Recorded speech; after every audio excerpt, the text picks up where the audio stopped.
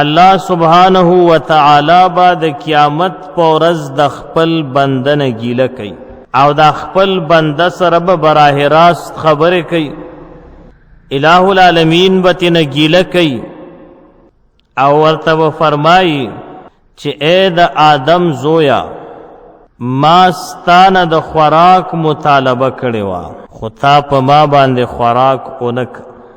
نو دا بنده به الله پاک ته ووایي چې یا الله ته خو رب العالمین یې، ته خو رب العالمین یې، تا باندې مې څنګه خوراک کړی، ستا خو خوراک ته ضرورت نشته. نو الہ العالمین به ورته فرمایي بېشکه زما خوراک ته ضرورت نشته، خو زما یو غریب بنده، یو مسکین او فقیر بنده، زما یو وږی بنده چې هغه په خېټه باندې نهار و، تا نه د خوراک مطالبه کړې وه او تا هغه ته خوراک ورنکه، سره د دې نه چې ستا وس او طاقت و هغه ته په خوراک ورکولو باندې، خو لیکن تا هغه ته خوراک ورنکه. که چرته هغه له د خوراک ورکړی وی نو د دغې خوراک اجر به د ما سره موندلی او د هغې اجر او بدله به مې تاله پوره پوره درکړې. معززو مسلمانانو، دنیا دار الامتحان دا ورځې اوړي وروړي.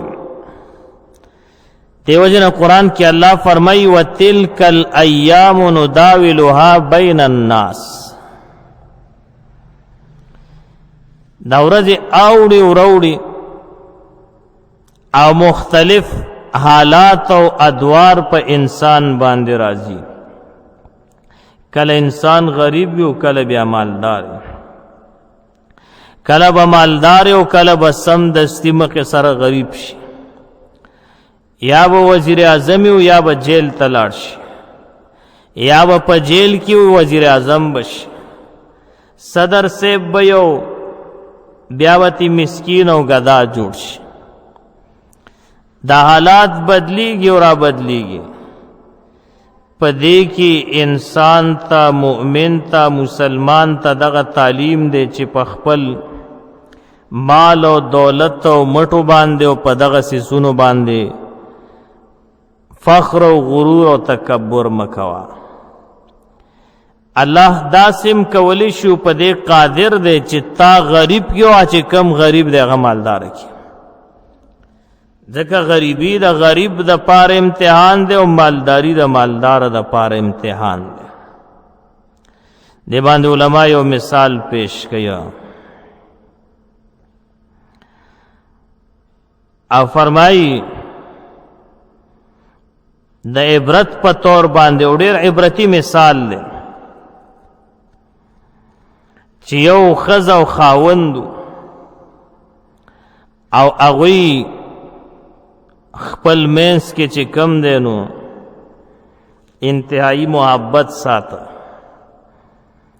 بالفاظ دیگر هغوی چې کم دی لو میرج کړو. نو یو ورځ ناس دی خوراک کوي،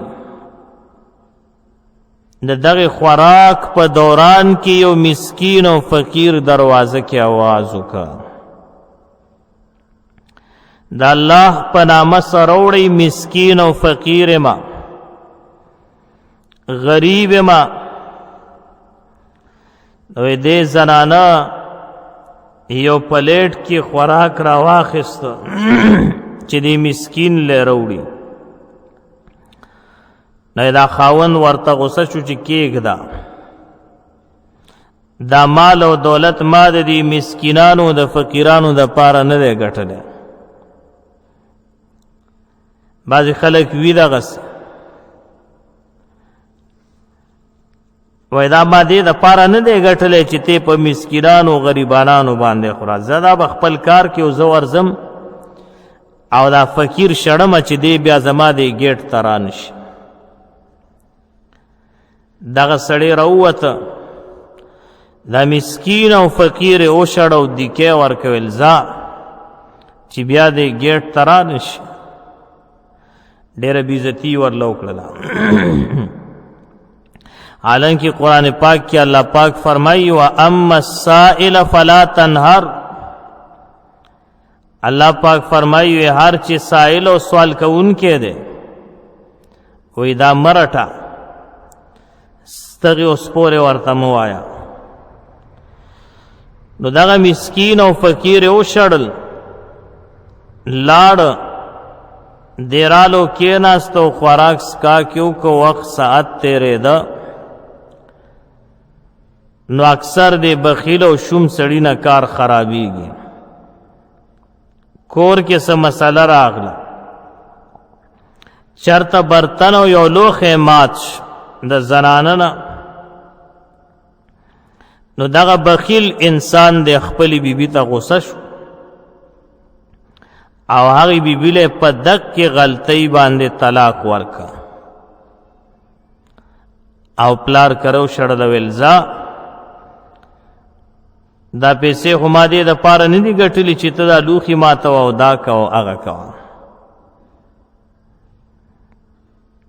نو زنانه خو عاجزانې دي، کله کله وجود کې فرق وي، بیماری وي، لاس نه پیاله وغورځېږي ماته شي، نو په دې باندې به جګړې نه کوي. بېغیرت انسان په دې جګړه کوي، بس یوه پیالۍ ده ماته شوه هېڅ پروا نه کوي، یو جګ دی ورک شو پروا نه کوي، بل راوړه. غریب کېږي څوک په دې باندې نه. خو اکثر بخیل او شوم سړي نه کار خراب شي، په دغه معمولی غلطۍ باندې خپلې بیبي له طلاق ورکړه. بیبي پلار کره لاړله، ویې شړله.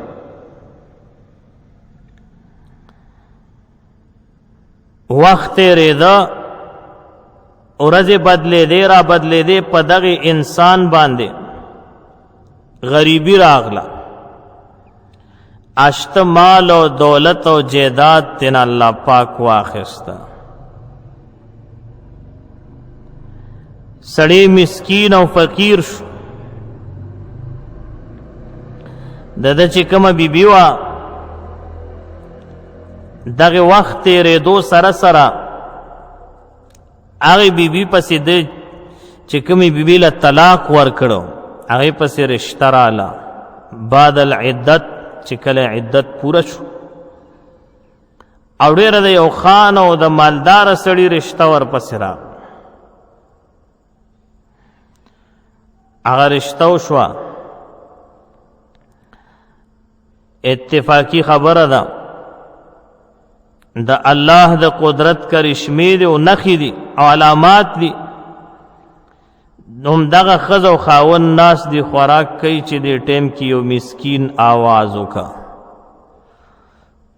نو دې زنانه پلیټ ته لاس خو بیا واپس کېښوده، ځکه دا زنانه خو یېرېدلې وه که نه مخکې چې کم خاوند دی و شومپړک صاحب هغه خو دا رټلې وه چې مسکینانو دپاره خو ما دا مال او دولت نه دی ګټلی. نو دا ویرېده چې هسې نه دا دویم خاوند دی راته خبرې ونه کړي، نو پلیټ یې پرېښوده.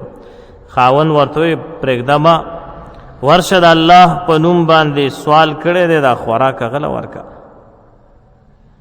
خوراک یې راواخیست، هغې مسکین سړي له یې ورک. او چې کله راغله دا زنانه انتهایي خفه ده، حالت او کیفیت بدل شوی دی. دا خاوند ترې نه تپوس کوي ولې خفه یې، څه وجه ده، چا درته څه وویې، خبرې درته وکړلې؟ نو دا ورته وایي نه. نو ویل خفه ولې؟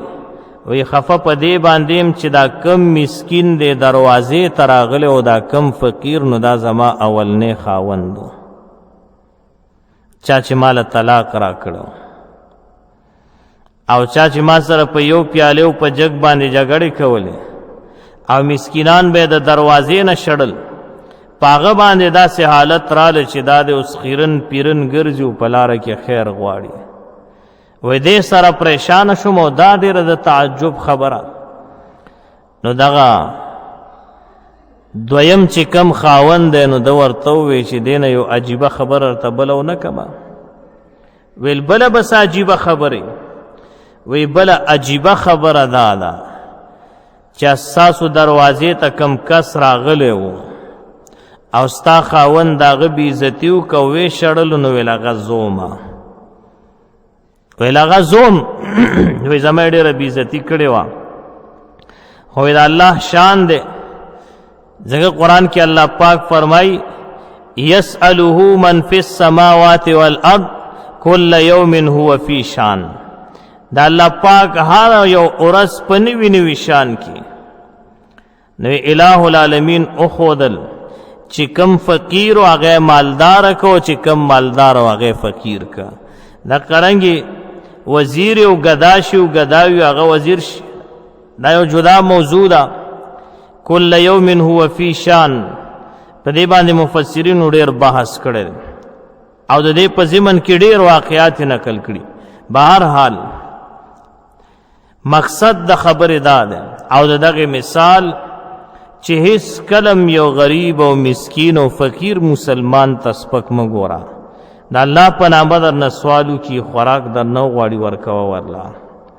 داسې مه کوه چې مسکین او فقیر سړی را روان وي ته ورته شخوند بند کړي او ځان پې شپېلی کړي. نه، خیال او ساته خالص د الله د رضا دپاره. سم دی دې دور کې مونږ وکتل نوړی نوړی روټۍ دپاره واړه واړه ماشومان د یو د بل در ته ودرېږي. خو لیکن مونږ او تاسو داسې ونه که چې یاره دغه محتاج او فقیران خلق معلومه کو، د خپل وس مطابق د هغوی سره تعاون وکړو. نو هغه خلق دومره مجبوره شو چې زموږ ستا ګیټ ته راورسېده، خو لیکن بیا مونږ او تاسو په هغوی باندې خیال نه ساتو. نو الہ العالمین دې بنده ته به ووایي که چرته کې تا زما دغه غریب او مسکین بنده ته دغه فقیر ته چې خوراک یې نو کړی خوراک دې ورکړی وی نو د هغې اجر به مې درله درکړی او د هغې اجر به دې اوس ما سره موندلی و او تا ته به پوره اجر ملو شو. درېیمه خبره په دې حدیث مبارکه کې هغه د سکاک ده چې الہ العالمین به د خپل بنده ته ووایي چې ستا نه مې اوبه غوښتې وې تا راله اوبه رانه کړې، تا مال اوبه رانه کړې. نو دی به ورته ووایي چې یا الله یا الله ته خو رب العالمین ستا خو اوبو ته ضرورت نو په تا باندې مې څنګه اوبه څښلې. نو الہ العالمین به ورته وفرمایي چې زما پلانې بنده تږی و، تا نه اوبه غوښتې وې خو لیکن تا په هغه باندې اوبه ونه څښلې. تا ته دا پته نه وه که تا په دغې تږي انسان باندې اوبه څښلی وې نو د هغې اجر به د ما سره موندلی و، د هغې عوض به تا ته د شاتو د پیو د نهرونو په شکل کې ملو شو. نو دا یو لوی عظیم کار دی چې یو تږي مسلمان باندې د اوبه وڅښلې او چې لا درنه وغوښتلې نو بیا خامخا په هغه باندې څښل پکار دي. عبدالله ابن عمر رضی الله تعالی عنهما فرمایي وایي زه په یو ادیره باندې تېرېدم چې په هغې ادیره کې قبر وشلېده او د هغې نه یو کس راووته او هغه دا چغې والې البول ملبول او په زنجیرونو باندې تړلې شوی او د اور لمبې ور باندې بلیدلې. وی چې مې کته خوا کې بل یو قبر وشلېده،